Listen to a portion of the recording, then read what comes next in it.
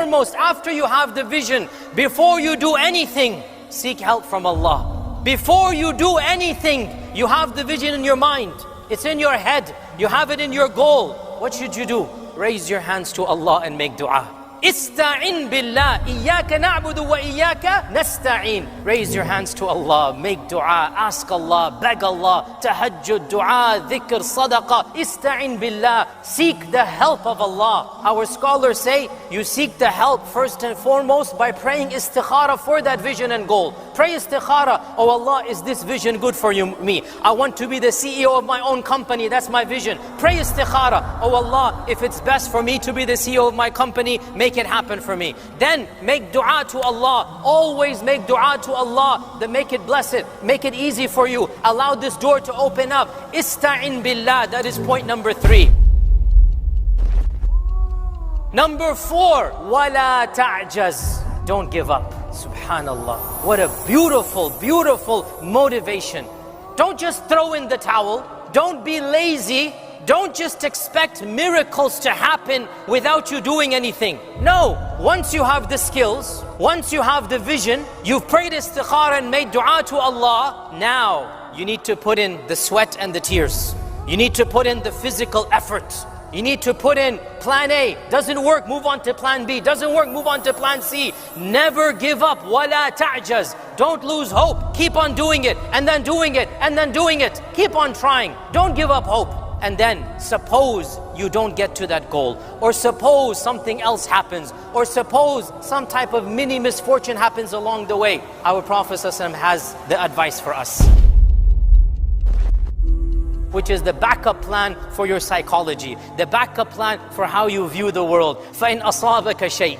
If something else happens, you wanted to open your company, guess what? It didn't happen and you continued in your job. You didn't open your company. You tried, whatever, it didn't work out. And khalas, the door is permanently closed. Not because of you, sometimes it's beyond your control. Okay, it's closed now. So, our Prophet ﷺ said, if something else happens, then don't go back and rethink. Oh, maybe if I did this, maybe if I did that.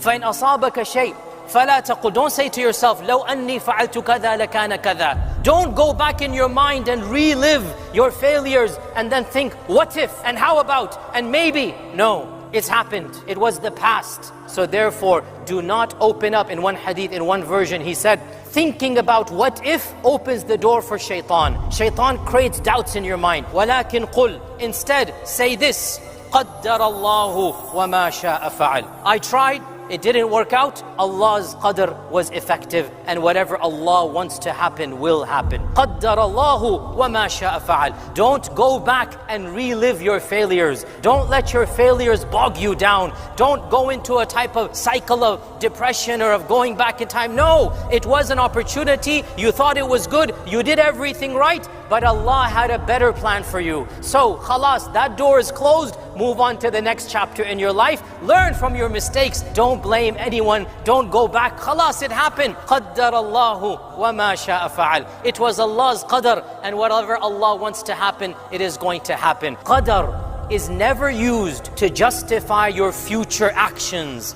It is used to console your past tragedies. Memorize this line. Qadr is never used to justify a future course. Don't say, oh, it's Allah's qadr that I don't have a company. No, you don't know what is your future. You don't know what is Allah's qadr. Try to open your company. Try to be successful. Try. But then qadr can be used for the past. Oh, I tried, it didn't work. قَدَّرَ اللَّهُ مَا شَاءَ فَعَلْ. I move on to something else. Never justify a future decision based upon qadr. That is a misuse and an abuse of qadr. Rather, qadr can be used to console yourself for a tragedy of yesterday, for a calamity of a few years ago. You can say, oh, qaddar Allah, that accident happened, I lost money in the stocks, such and such. Qaddar Allah wa ma sha'a fa'al. Okay, that's in the past. As for the future, you do not know Allah's qadr. So expect the best from Allah's qadr and strive to get the best qadr. And inshaAllah ta'ala, whichever path you go, it will be for your best qadr. Even if you don't arrive arrive at the qadr you wanted, Allah's qadr for you will be better than your vision of your qadr for yourself. What Allah has chosen for you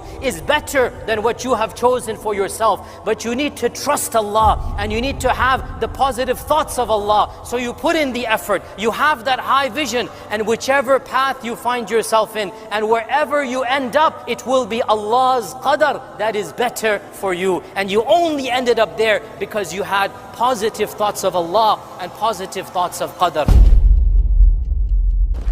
This is the simple 5-step plan. It is the foolproof methodology for our lives, for every aspect, for every facet, for every single arena. Follow these simple 5 steps.